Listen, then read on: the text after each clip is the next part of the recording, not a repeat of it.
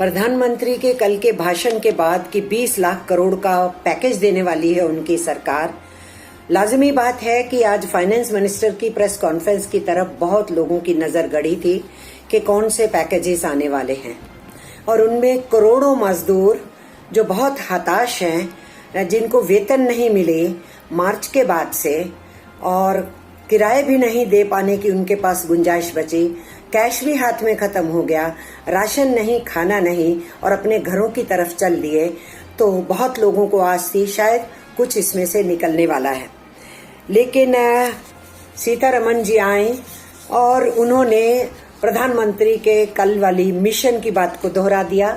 साथ में ये कह दिया कि बहुत सी कंसल्टेशंस हुई, डिस्कशंस हुई और उसके बाद निर्णय लिए हैं प्रधानमंत्री ने और ग्रोथ बहुत करनी है, ये कह दिया।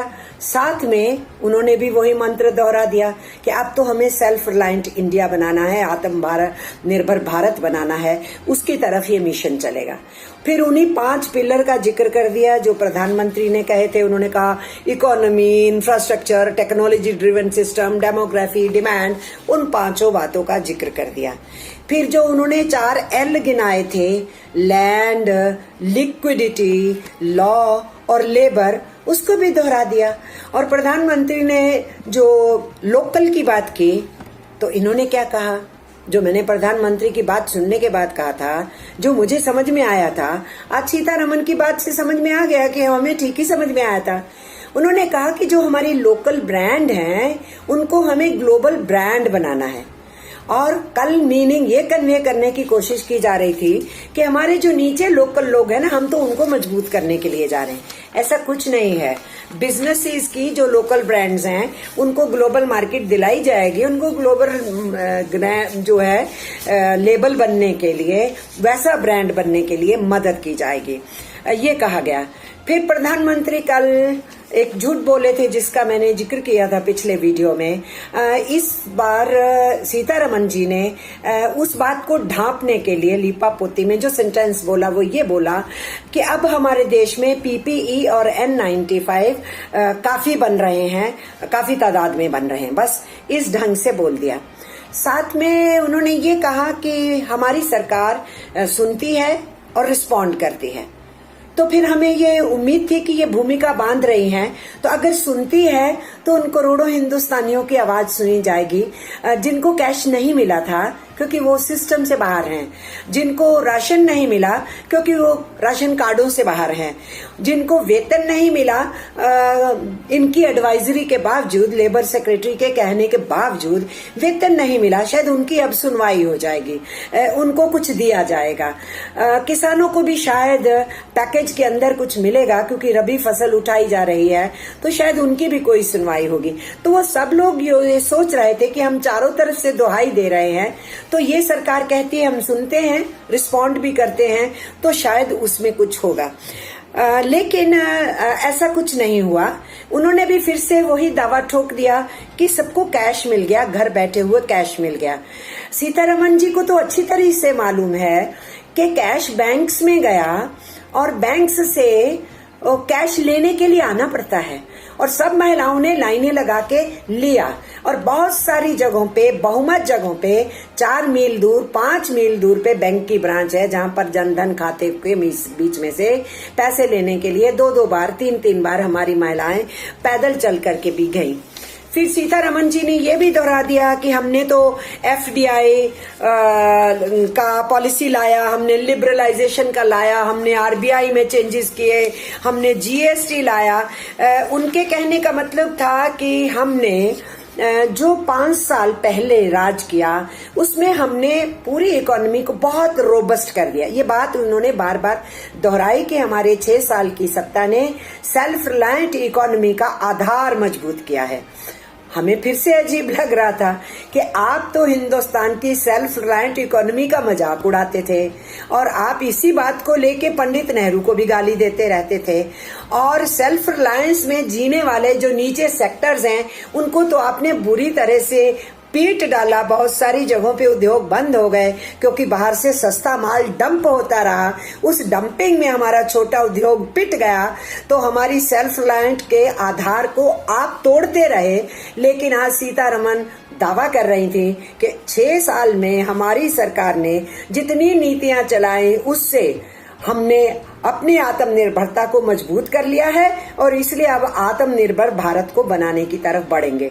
और फिर उसके बाद उन्होंने लेबर के प्रति फिर कोई कुछ नहीं जताया, रिफॉर्म्स की बात की, जो प्रधानमंत्री ने भी रिफॉर्म्स की बात की, उसी रिफॉर्म्स की बात को उन्होंने दोहराया। और आप और हम अब तक जान चुके हैं कि उनके रिफॉर्म्स के एजेंडा में श्रम कानूनों को तोड़ना है, उनको कमजोर करना है और मालिक प्रस्त बनाना है, पूंजी प्रस्त बनाना है और उनकी जीती हुई जितनी भी श्रम कानून है, अधिकार हैं, हक हैं, उनको तोड़ना है। तो वो एजेंडा हमको मालूम है। फिर उन्होंने ले दे के उस 20 लाख करोड़ में से जो आज वो कहने के लिए आए, क्योंकि वो बोली कि अभी तो मुझे कई बार पैकेज लेके आना है, तो उसके बीच में उन्होंने ये मान लिया एक प्रश्न के उत्तर में बाद में कि हाँ, जो मैं पहले पैकेजेस दे के गई थी वो इस 20 लाख करोड़ में शामिल है, वो 1,75,000 करोड़ वाला भी। फिर उनको कहा गया कि किसानों का तो आपके प्रोग्राम में था। हाँ जी, वो तो था, बजट में भी था। फिर उन्होंने एमएसएमई पे कहा कि हमारे 6 बेनिफिट्स हम देने के लिए आए हैं और फिर 35 मिनट केवल एमएसएमई की एक एक डिटेल को वो बताती रही और उनके जूनियर मिनिस्टर उसको हिंदी में बताते रहे। ये समय लगाने की बजाय उनको एमएसएमईज की अलग मीटिंग करके यहाँ ये घोषणा कर देते हम ये करने वाले हैं, उनको एक्सप्लेन कर देते।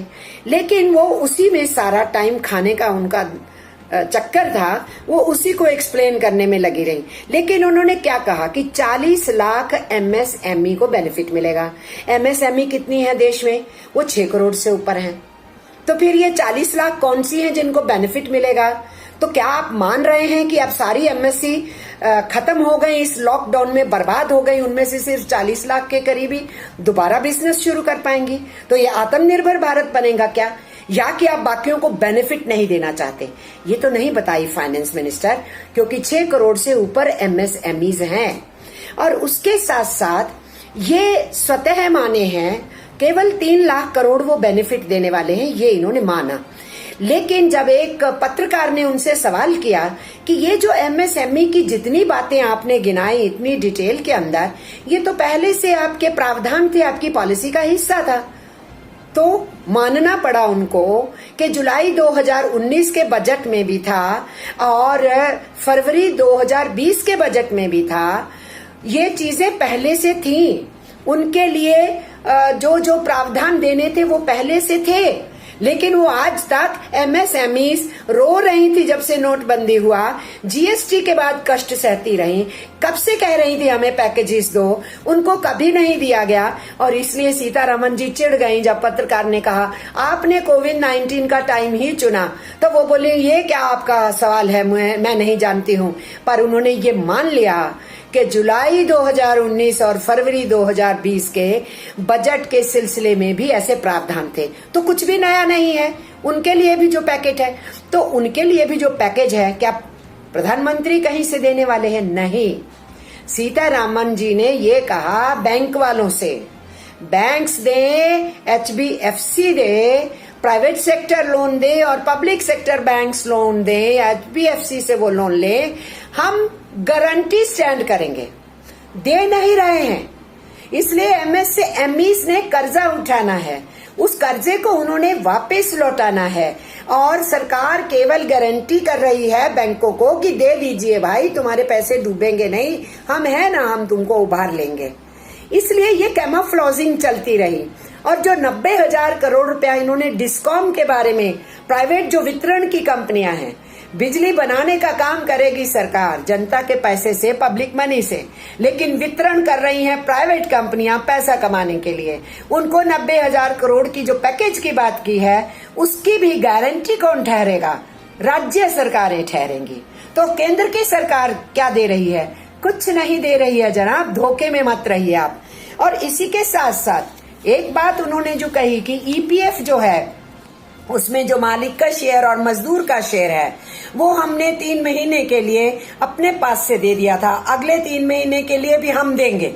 वो तो बड़ा माइनर सा हिस्सा है और वो 2,500 करोड़ उन्होंने कहा वो अब हमें देना होगा। तो कुल उनका ले दे के 5-6 महीने में जो समझ में आ रहा है वो 6,750 करोड़ रुपए का पैकेज और रहेगा, और कुछ उन्होंने पहले दिया था। ये ईपीएफ का है। लेकिन क्या कहा उन्होंने, 72.2 लाख लोग इससे बेनिफिट उठाएंगे। इसका अर्थ क्या है, जो मजदूर इस देश में 15,000 रुपए तक की तनख्वाह पाते हैं, जो रजिस्टर्ड यूनिट्स का हिस्सा होते हैं, उन्हीं को ईपीएफ मिलता है। रजिस्टर्ड यूनिट्स के हिस्से वालों को ही ईएसआई के हॉस्पिटल्स का बेनिफिट मिलता है। तो सरकार के अपने इस आंकड़े से समझ में आता है बहुत सारी फैक्ट्री यूनिट्स, बहुत सारे काम के अदारे रजिस्ट्रेशन से बाहर हैं। उनको किसी किस्म की उनकी पीएफ नहीं कटती, पीएफ जमा नहीं होती, ईएसआई कार्ड नहीं बनता, उनको कोई हेल्थ का बेनिफिट नहीं मिलता। ये सरकार का अपना आंकड़ा जो आज सामने पेश हुआ, उसी से आप समझ लीजिए। और जो हम बार बार बोलते हैं कि 54 करोड़ मजदूरों में से 4 करोड़ सरकारी क्षेत्र पीएससीज और बड़े प्राइवेट सेक्टर में है, 50 करोड़ असंगठित मजदूर है, उसमें से 40 करोड़ को किसी किस्म की कोई कवरेज नहीं है। ये जो हम बार बार बोल रहे हैं यही सत्य है। और इसीलिए इस सरकार के आंकड़े को भी देख के आप ये समझ सकते हैं। और फिर इसके अलावा सीतारमण जी बिल्डर लॉबी के लिए काफी बैटिंग की, और उनके लिए भी जो उन्होंने कहा 45,000 करोड़ का उनको पैकेज देना है, उनका काम चलता रहे, वो कंस्ट्रक्शंस करवा रहे हैं, ये है वो सरकार दे रही है क्या? नहीं, वो 45,000 करोड़ का आप क्रेडिट उठा लीजिए, हम गारंटी दे देंगे। गारंटी तो आप पहले भी देते रहे हो, फिर भी लोग पैसा लेके भाग गए, डूब गए। हम ये नहीं कह रहे कि इनको क्रेडिट नहीं मिलना चाहिए, मिल जाए इनको क्रेडिट, लेकिन उसकी आप सिर्फ गारंटी उठा रहे हैं, आप ये पैसा दे नहीं रहे हैं। और उसके साथ साथ आपने ये जो सारे कॉन्ट्रैक्टर्स हैं इंफ्रास्ट्रक्चर बनाने के, बिल्डिंगें बनाने के, ये जो प्रोजेक्ट्स के कॉन्ट्रैक्टर्स हैं, ठेकेदार हैं, जिन्होंने बड़े बड़े प्रोजेक्ट्स ले रखे हैं, सारे के सारा जो अनाउंस किए गए पैकेजेस उनके लिए अनाउंस किए गए। लेकिन उसमें जो कॉन्ट्रैक्ट मजदूर लगा है, डेली मजदूर लगा है, जो कैजुअल मजदूर है, जिसमें से 80% माइग्रेंट वर्कर होता है उस कंस्ट्रक्शन सेक्टर के अंदर, तो आप इंफ्रास्ट्रक्चर बिल्ड करने में, उन सब चीजों में ठेकेदारों को छूट देंगे और कह रहे हैं उस बिल्डर लॉबी को 45,000 करोड़ का आप क्रेडिट उठा लीजिए, हम गारंटी करेंगे। लेकिन वो करोड़ों मजदूर, 14 करोड़ मजदूर कंस्ट्रक्शन सेक्टर में हिंदुस्तान में लगा हुआ है। उसमें से जो माइग्रेंट वर्कर्स हैं, उसमें से बहुमत मजदूर कंस्ट्रक्शन वर्कर है, और वो रेगुलर नहीं है, ज्यादातर ठेके पे है। तो ऐसी स्थिति के अंदर उनके लिए कुछ नहीं था। रियल एस्टेट बिजनेस के लिए काफी बैटिंग किया फाइनेंस मिनिस्टर ने। और फिर उसके साथ साथ इन्होंने बात किया कि जो डायरेक्ट टैक्स है देते हैं, उन डायरेक्ट टैक्स देने वालों की जो रेट में रिडक्शन करेंगे। अब ये कितने हैं? मुश्किल से 20 या 21% हैं डायरेक्ट टैक्स पे करने वाले, जिनमें से सबसे बड़े टैक्स चोर कौन है? बड़े अमीर कॉरपोरेट घराने। ये मैं नहीं बता रही, कंप्ट्रोलर ऑडिटर जनरल की रिपोर्ट बताती है कि लगभग 8.93 लाख करोड़ यानी 9 लाख करोड़ के आसपास की टैक्स चोरी है जो बहुमत कॉरपोरेट घरानों के द्वारा है। तो उन्हीं को डायरेक्ट टैक्स जो देते हैं वो, और बाकी दूसरे लोग जो डायरेक्ट टैक्स देते हैं उनको छूट दी गई है। लेकिन बाकी सारी जनता तो इनडायरेक्ट टैक्स देती है। जो देश का रेवेन्यू इकट्ठा हो रहा है उसमें से 80% तो आप इनडायरेक्टली हिंदुस्तान के सभी लोगों से कलेक्ट कर रहे हैं, सेस की फॉर्म में भी कर रहे हैं। उनके लिए आपने क्या किया है? उनको कोई राहत है? उनकी कोई सेस कम होने वाली है? उनके लिए कोई महंगाई कम होने वाली है? उनको कुछ कैश ट्रांसफर होने वाला है? 7,500 रुपए का हमने कहा उन सब गरीब हिंदुस्तानियों के परिवारों में डाल दीजिए, एक एक परिवार में। कुछ नहीं आया इस पैकेज में भी, कल भी प्रधानमंत्री नहीं बोले उसके बारे में। और हम लोगों ने ये कहा था कि एमएसएमईज जो हैं उनकी अगर हालत इतनी पतली हुई पड़ी है, वो नहीं दे सकते वेतन, तो सरकार सब्सिडाइज करे वेतन के लिए उनको, तो उनको आप उनके बिहाफ पे आप सरकार ये जिम्मेदारी उठा ले कि वो वेतन दे। और वो हमने मांगा और वही एमएसएमईज ने मांगा, उनकी भी ये मांग थी कि हम मार्च के बाद वेतन नहीं दे सकते हैं, तो फिर हमने कहा था जो छोटा सेक्टर है उसका वेतन सरकार दे। मजदूर को मरने के लिए मत छोड़ो, भूखा मत छोड़ो, उसको हताश मत करो। वो किराया नहीं दे पा रहा है, वो नहीं रुक पाएगा और वो फिर अपने गांव ही जाना चाहेगा। जब काम नहीं, पैसा नहीं, जेब में धेला नहीं, वो जाना चाहेगा। और इसीलिए सरकार इस वेतन को सब्सिडाइज करे, ये हमारी मांग भी थी और एमएसएमईज की खुद की भी मांग थी। लेकिन आज भी एमएसएमईज की बात भी नहीं सुनी गई कि वेतन कम से कम सरकार दे दे। और जो मजदूर संगठनों ने आवाज उठाई वो भी नहीं दी। और जहां जहां मजदूर वेतन के लिए निकला उनके ऊपर लाठियां बरसाई गई। ये लगातार हिंदुस्तान के अलग अलग कोनों में हो रहा है। फाइनेंस मिनिस्टर ने कुछ नहीं किया है और अभी भी 47 दिन के बाद वो ये कह रही है अभी तो मैं धीरे धीरे पैकेज जो है अनाउंस करूंगी। तो भाई आपने एमएसएमईज को कहा कर्जा उठा लीजिए, हम इसकी गारंटी देते हैं। और बैंक, किसी ने सवाल किया पत्रकार ने कि मैडम ये बताइए कि क्यों नहीं, बैंक तो कह रहे हैं कि कर्जा नहीं जा रहा है, तो ये क्यों नहीं हो रहा है जब आप घोषणा कर रहे हैं। तो वो खुद मानी कि एमएसएमईज कह रहे हैं ठीक है तुमने सैंक्शन कर दिया, हम अभी नहीं उठा सकते, इसलिए बैंकों से पैसा नहीं उठ रहा। तो बैंकों से तो पैसा तब उठेगा ना जब उनको गारंटी हो जाएगी कि हम काम करवा पाएंगे, गारंटी होगी कि वर्कर हमारे पास है और वर्कर को वेतन नहीं दिया वो हमारे पास क्यों काम करने के लिए आएगा। ये सारी चीजें इंटर रिलेटेड है। उद्योग यूं ही नहीं शुरू हो जाएगा, मजदूर के साथ शुरू होगा और उसी मजदूर को आप पीटने की तैयारी में लगे हुए हैं और उसकी रोजी रोटी की आपको कोई चिंता नहीं है और आप लगे हुए हैं अपने पैकेज का ढिंडोरा पीटने के लिए जिसके अंदर खोखलापन है। और जो ज्यादातर जो आज आपने घोषित किया उसमें से 5 लाख करोड़, 5.5 लाख करोड़ की जब आपने बात की तो किसी पत्रकार ने पूछ लिया कि इसमें तो ज्यादातर आपकी पहले की स्कीमें हैं, वो पहली वाली भी जो आप अनाउंस कर, तो मान लिया फाइनेंस मिनिस्टर ने कि हाँ वो है। यही बात तो हम कल से कह रहे हैं कि ये 20 लाख करोड़ का जो झुंझुना पकड़ाया है ये केवल मुंगेरी लाल के सपने हैं। ये ले दे के पूरे समाज के अंदर एक इंप्रेशन बनाने की कोशिश की जा रही है कि नरेंद्र मोदी जी की सरकार 10% जीडीपी का दे रही है। ऐसा कुछ नहीं हो रहा है। हम भी इंतजार कर रहे हैं कि एफएम कुछ और भी लेके आने वाली है, तो कहीं क्या किसान की सुनवाई होगी। आज किसान की बात नहीं हुई, मजदूर की बात नहीं हुई। उनके लिए जो पूरे देश के अंदर सेवाएं देते हैं, मैन्युफैक्चरिंग करते हैं, प्रोडक्शन करते हैं, खेत खलिहान में काम करते हैं, उनकी चर्चा आज नहीं हुई। हम नहीं जानते अगले वाले उनके एपिसोड में होने वाली है कि नहीं है। और उसके साथ साथ उनसे कई सवाल तो किए गए जिन सवालों को उन्होंने टाल दिया कि मेरे और पैकेजेस आएंगे, तो उसकी आप इंतजार कीजिए। लेकिन मैं अभी भी देशवासियों को कहना चाहती हूँ ये सरकार ले दे के अभी भी उसी मोड में है जो मोड एक तो प्रोपेगेंडिस्ट मोड है, दूसरा मोड ये हिंदुस्तान की आत्मनिर्भरता को तोड़ने वाला है। आत्मनिर्भरता का केवल नारा सामने है। अभी भी ये international finance, investors, foreign direct investment और हिंदुस्तान के बड़ी बड़ी लॉबीज को पैकेज की घोषणाएं करके उनको प्रसन्न करने की बात है। लेकिन इकोनॉमी तो तब चलेगी जब लोगों की जेब में पैसा होगा, वो कुछ बाजार में जाके खरीद पाएंगे, मंदी को वो ही तोड़ पाएंगे। जब तक इस विशेष साइकिल को नहीं तोड़ा जाएगा तब तक इस देश को विकास की पटरी पे दोबारा नहीं चलाया जा सकता। इसलिए फाइनेंस मिनिस्टर ने, प्रधानमंत्री ने कल जो सपने पैदा किए हैं उन्हीं सपनों के इर्द गिर्द वो घूमती रही।